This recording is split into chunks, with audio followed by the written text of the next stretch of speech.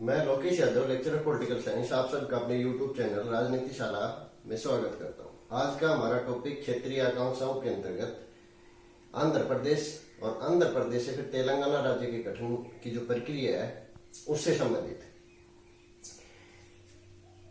आंध्र प्रदेश के गठन से पूर्व जो पुरानी हैदराबाद रियासत थी, वो जो क्षेत्र था वो तेलंगाना के अंतर्गत आता था। और तेलंगाना जो पुरानी रियासत थी उसमें तेलंगाना में 1946 में आंदोलन हुआ अलग तेलंगाना के लिए हैदराबाद राज्य के खिलाफ। लेकिन और वो आंदोलन लगभग 6 वर्ष तक चला। उस आंदोलन को दबा दिया गया। वो आंदोलन भूमिहीनों को भूमिपति बनाने के लिए चला। उसके बाद भाषा के आधार पर अलग राज्यों की मांग को लेकर जब आंदोलन चला 1950 के दशक में, तो उस आंदोलन के बाद जब श्री रामल्लू की 56 दिन की भूख हड़ताल के बाद दिसंबर 1952 को मृत्यु होगी, उसके बाद 1 अक्टूबर 1953 को भाषा के आधार पर पहला जो राज्य गठित किया गया वो था आंध्र प्रदेश राज्य। और जो तेलंगाना यानी कि पुरानी जो रियासत थी हैदराबाद का जो हिस्सा था, उसका कुछ क्षेत्र तो कर्नाटक में, कुछ महाराष्ट्र में मिलाकर के बाकी जो हिस्सा था वो आंध्र प्रदेश जो राज्य गठित किया गया उसमें शामिल कर दिया गया। जब इसमें शामिल कर दिया गया उसके बाद भी अलग जो तेलंगाना राज्य की मांग थी वो लगभग जारी रही। और 1969 में तेलंगाना के लिए फिर आंदोलन हुआ। उसका रीजन क्या था कि जो आंध्र प्रदेश जो था वो मद्रास जो प्रेसिडेंसी थी उसका हिस्सा था और वो शिक्षा के क्षेत्र में विकास के मामले में बहुत आगे था, जबकि तेलंगाना जो हैदराबाद रियासत का हिस्सा था वो पिछड़ा हुआ था। उनको हिटर था और उन्होंने जब आंध्र प्रदेश में इसको शामिल किया गया तो उस समय भी इसका विरोध किया था। लेकिन भाषा के आधार पर राज्य गठित किया गया तो इस क्षेत्र को आंध्र प्रदेश में मिला दिया गया। और उनको ये डर था कि नौकरियों के मामले में और विकास के मामले में, शिक्षा के मामले में वो आंध्र प्रदेश से पिछड़े हुए रहेंगे। और हुआ भी ऐसा ही। और इस कारण से ये अलग तेलंगाना के लिए आंदोलन मतलब समय समय पर अपना लेकर के समय समय पर आगे बढ़ता रहा या अपनी आवाज बुलंद करता रहा। आंध्र प्रदेश जब राज्य का गठन हुआ तो इसके ऊपर ये जो राज्य था इसमें कांग्रेस का ज्यादा प्रभाव था और 1980 तक लगभग कांग्रेस के प्रभाव वाला ये राज्य रहा। लेकिन कांग्रेस की अंदरूनी जो गुटबंदी थी उसके कारण और विकास के मामले में केंद्र सरकार के द्वारा उपेक्षा किए जाने व शासन में भ्रष्टाचार के कारण यहाँ की जो जनता थी वो कांग्रेस से उठ गई। और 1952 में जो तेलुगु फिल्मों के अभिनेता थे एनटी रामाराव, उन्होंने तेलुगु देशम पार्टी का गठन किया 1952 में।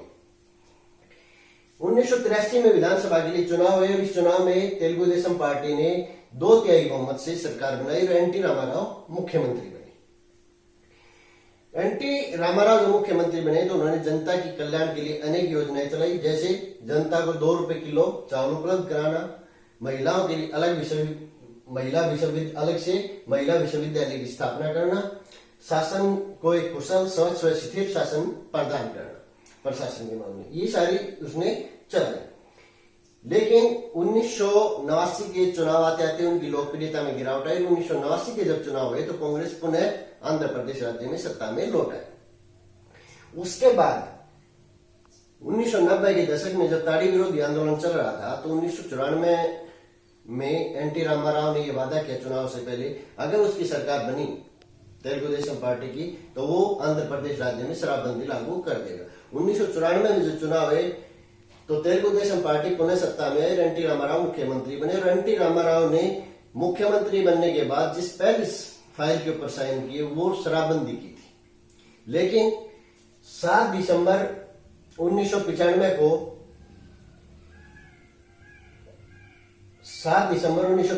को एनटी रामाराव के दामाद श्री चंद्रबाबू नायडू ने पार्टी से बगावत कर दी और 7 दिसंबर 1995 को बगावत करके एनटी रामाराव की जगह क्या बन गए, मुख्यमंत्री बने। और मुख्यमंत्री बनने के कुछ समय बाद उन्होंने शराबबंदी जो कानून लागू किया था एनटी रामाराव ने, उसको भी रद्द कर दिया।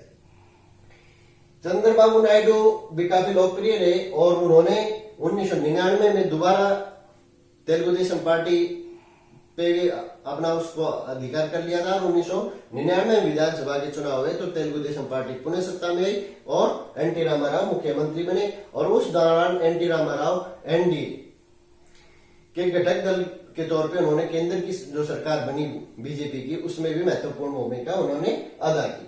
1998-99 में भाजपा द्वारा ये वादा किया गया अगर केंद्र में उसकी सरकार बनी तो अलग तेलंगाना राज्य का गठन कर दिया जाएगा। लेकिन तेलुगु देशम पार्टी भाजपा के नेतृत्व वाले एनडीए का अंग बन चुकी थी और वो केंद्र सरकार का एक हिस्सा थी। उसके विरोध के कारण भाजपा ने तेलंगाना के गठन का जो मुद्दा था वो ठंडे बस्ते में डाल दिया, उसकी तरफ ध्यान नहीं दिया, यानी कि उसका गठन नहीं कर पाई क्योंकि तेलुगु देशम पार्टी उसका विरोध कर रही थी और वो तेलुगु देशम पार्टी एनडीए का हिस्सा थी। इस रीजन के कारण तेलुगु देशम पार्टी के नेता के चंद्रशेखर राव पार्टी से नाराज हो गए और उन्होंने 2001 में तेलुगु देशम पार्टी से इस्तीफा देकर के तेलंगाना राष्ट्र समिति का गठन किया। तेलंगाना राष्ट्र समिति का गठन किया और उन्होंने अलग तेलंगाना राज्य बनाने के लिए आंदोलन शुरू कर दिया। 2004 में कांग्रेस और तेलंगाना राष्ट्र समिति ने मिलकर के विधानसभा का चुनाव लड़ा और प्रचंड बहुमत के साथ ये जो गठबंधन था ये सत्ता में आया और कांग्रेस के वाईएस राजशेखर रेड्डी मुख्यमंत्री बने। लेकिन वाईएसआर राजशेखर रेड्डी मुख्यमंत्री बनने के बाद कांग्रेस अपने वादे से मुकर गई और अलग तेलंगाना का जो मुद्दा था उसको ठंडे बस्ते में डाल दिया। 2009 में जब चुनाव हुए तो फिर दोबारा कांग्रेस सत्ता में आई और वाईएसआर राजशेखर रेड्डी पुनः मुख्यमंत्री बने आंध्र प्रदेश राज्य के। वाईएस राजशेखर रेड्डी जो थे उनका जो व्यक्तित्व था, उनकी जो लोकप्रियता थी वो इतनी ज्यादा बढ़ चुकी थी, वो आंध्र प्रदेश के एक लोकप्रिय मुख्यमंत्री के तौर पे स्थापित हो चुके थे और अपनी लोकप्रियता और अपने व्यक्तित्व के कारण उन्होंने अलग तेलंगाना का जो मुद्दा था उसको लगभग शांत कर दिया। यानी कि जब तक वाईएस राजशेखर रेड्डी आंध्र प्रदेश के मुख्यमंत्री रहे तब तक अलग जो तेलंगाना का मुद्दा था वो बिल्कुल एक तरह से शांत सा हो गया, यानी कि कोई वैल्यू उसकी नहीं थी। लेकिन दुर्भाग्यवश 2 सितंबर 2009 को हेलीकॉप्टर दुर्घटना में वाईएस राजशेखर रेड्डी की मृत्यु हो गई और वाईएस राजशेखर रेड्डी की मृत्यु होने के बाद अलग तेलंगाना का जो मुद्दा था वो फिर दोबारा हैवी होना शुरू हो गया। वो मुद्दा फिर मतलब आंदोलन तेज हो गया और इसी आंदोलन तेज होने के कारण 29 नवंबर 2009 को तेलुगु देशम तेलंगाना राष्ट्र समिति के अध्यक्ष के चंद्रशेखर राव ने अलग तेलंगाना के लिए भूख हड़ताल शुरू कर दी और केंद्र सरकार को इस पर 9 दिसंबर 2009 को एक प्रकार से अलग तेलंगाना के लिए सैद्धांतिक तौर पर मंजूरी दे दी। लेकिन इसके विरोध में आंध्र प्रदेश विधानसभा के 147 सदस्यों ने त्याग पत्र दे दिया और विरोध शुरू होगा और ऐसी स्थिति में फिर केंद्र सरकार ने जो अलग तेलंगाना का मुद्दा था वो फिर दोबारा ठंडे बस्ते में डालना पड़ा, उससे फिर पीछे हटना पड़ा और केंद्र सरकार ने ये कहा कि जब तक आंध्र प्रदेश राज्य के सभी दल एक मत नहीं हो जाते तब तक अलग तेलंगाना का गठन करना संभव नहीं है।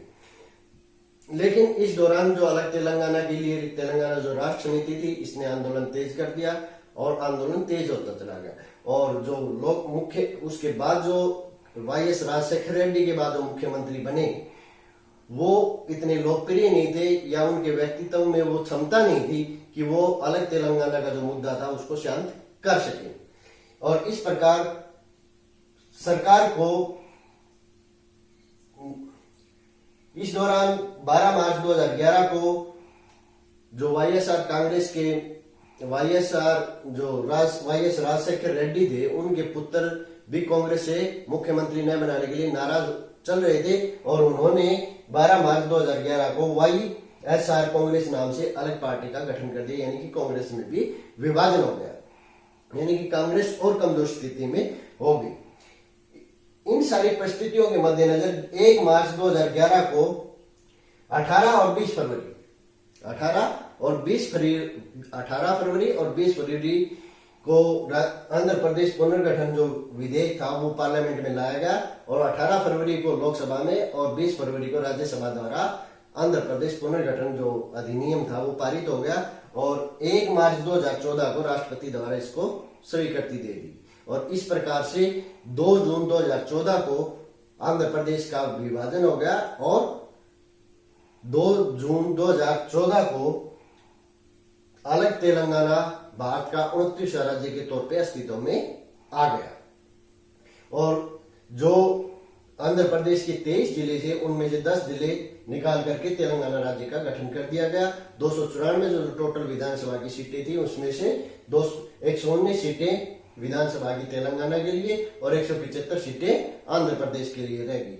लोकसभा की सीटें तेलंगाना में 17 लोकसभा सीटें और आंध्र प्रदेश में 25 लोकसभा की सीटें रहेगी। और इस प्रकार से जब 1953 में भाषा के आधार पर पुनर्गठन हुआ था और 2014 में आकर के आंध्र प्रदेश का विभाजन होकर के 2 राज्य बन गए, एक आंध्र प्रदेश और दूसरा तेलंगाना। वर्तमान में तेलंगाना में तेलंगाना राष्ट्र समिति जो पार्टी है उसका शासन है और के चंद्रशेखर राव तेलंगाना के मुख्यमंत्री है। आंध्र प्रदेश में 2019 में जो चुनाव हुए उसके बाद आंध्र प्रदेश में वाईएसआर कांग्रेस के अध्यक्ष वाईएसआर कांग्रेस का शासन है और उसके अध्यक्ष जगनमोहन रेड्डी आंध्र प्रदेश के मुख्यमंत्री है। तो ये था आज का हमारा टॉपिक, आंध्र प्रदेश और तेलंगाना राज्य। उम्मीद करता हूँ आप सबको अच्छे समझ में आ गया होगा। आप सबका बहुत बहुत धन्यवाद।